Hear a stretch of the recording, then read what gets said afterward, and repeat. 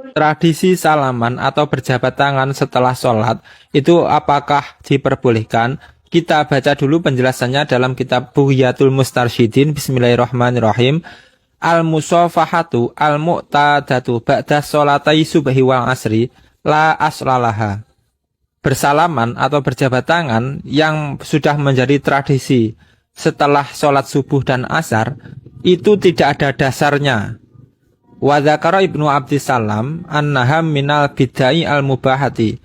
Imam Ibni Abdissalam itu mengatakan bahwa salaman setelah sholat itu termasuk bid'ah yang mubahah, bid'ah yang diperbolehkan.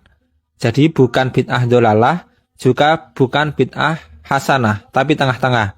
Artinya, salaman setelah sholat ini memang tidak ada pada zaman Rasulullah, tetapi hukumnya tidak dosa dan juga tidak berpahala, termasuk bid'ah yang mubahah. Wastahsanahu an-Nawawi. Imam Nawawi menganggap istihsan, menganggap baik pendapat Syekh Ibnu Abdissalam tadi. Wayam bagi atafsilu baina man kana mahu qabla sholati famubahatun wa man lam yakun mahu famustabahatun. Sebaiknya ada perincian antara bersalaman dengan orang yang sudah bertemu sebelum sholat, itu hukumnya diperbolehkan, dan salaman dengan orang yang belum bertemu sebelum sholat itu disunahkan. Jadi sebaiknya ada perincian. Jika salaman setelah sholat itu dengan orang yang sebelum sholat sudah bertemu tadi, itu hukumnya mubah, boleh-boleh saja. Tapi kalau salamannya dengan orang yang sebelum sholat belum bertemu, terus setelah sholat salaman, itu hukumnya sunnah. Yang awal mubah, yang kedua sunnah. Kenapa kok sunnah? Hiya sunnatun indal liqai ijma'an. Karena bersalaman itu disunnahkan ketika bertemu secara ijma'. Jadi kalau salaman dengan orang yang sebelum sholat belum bertemu, itu artinya salaman dengan orang yang baru bertemu. Dan itu hukumnya sunnah secara ijma', secara kesepakatan para ulama. Wa qala ba'dhuhum innal musalliya kal ghaibi fa'alahi tustahabu akiba khamsi mutlaqon. Sebagian ulama berkata bahwa orang yang sholat itu seperti orang yang ghaib, seperti orang yang tidak bertemu.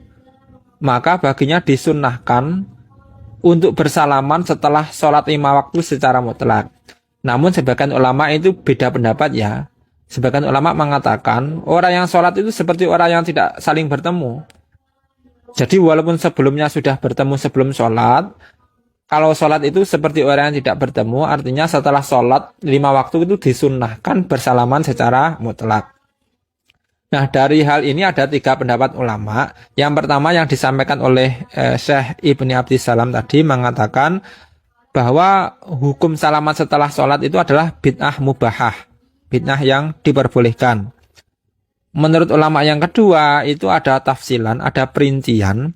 Jika bersalaman dengan orang yang belum bertemu dengan sebelum sholat itu hukumnya sunnah. Jika bersalaman dengan orang yang sudah bertemu sebelum sholat itu hukumnya mubah, boleh.